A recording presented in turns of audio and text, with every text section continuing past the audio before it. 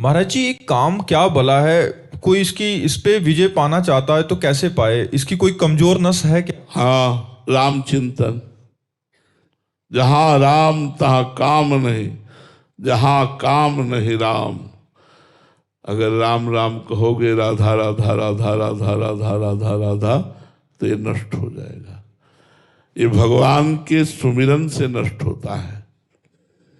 काम को बल कहां से मिलता है? ध्याय तो विषयांत पुंसाम संगास्तेषु उपजायते, संगात संजायते कामः, संगात संजायते कामः। जब हम विषयों का ध्यान करते हैं, खाली हृदय होता है, भगवान का चिंतन नहीं करते, विषयों का चिंतन करते हैं, तब हमारे हृदय में विषयों के प्रति आसक्ति पैदा होती है। और विषयों के प्रति आसक्ति जब पैदा होती है तो उसे भोगने की इच्छा होती है। भोगने की इच्छा का नाम काम है। भोगने की इच्छा पूर्ण होने पर लोभ प्रवृत्ति पैदा होती है। भोगने की इच्छा में बाधा पड़ने पर क्रोध प्रवृत्ति, और क्रोध और लोभ दोनों मूढ़ता छा जाती है। मूढ़ता से स्मृति भ्रम में पड़ती है। स्मृति भ्रम से बुद्धि का नाश हो जाता है। साधक की बुद्धि का नाश होना ही सर्वनाश है। इसलिए यदि काम से बचना है तो भगवान का नाम जप करो, भगवान की लीला कथाएं सुनो और संयोग से बचो। जैसे मोबाइल में गंदी बातें ना देखो, ऐसे गंदे लोगों का संग न करो जो गंदी बात करते हैं। ऐसा गंदा भोजन न पाओ। स्फुरना ही बंद हो जाती है यार।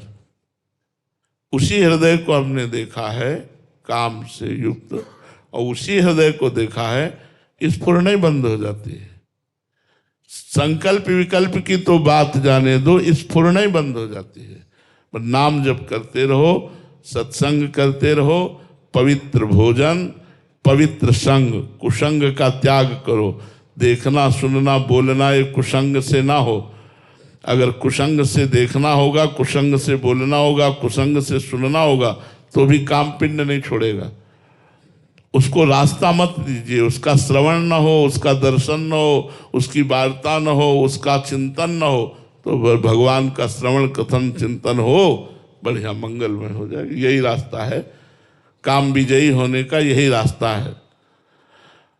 भगवान की लीला कथा सुनो, भगवान के विषय की चर्चा करो, भगवान का नाम कीर्तन करो, सब में भगवत भावना करो, तो आप देखो अपने आप धीरे धीरे हृदय शांत होने लगेगा। जब हृदय आनंदित होता है तो निर्विकार हो जाता है। सूखा हृदय विकारी होता है। जो भगवदानंद से युक्त हृदय होता है वो निर्विकार होता है।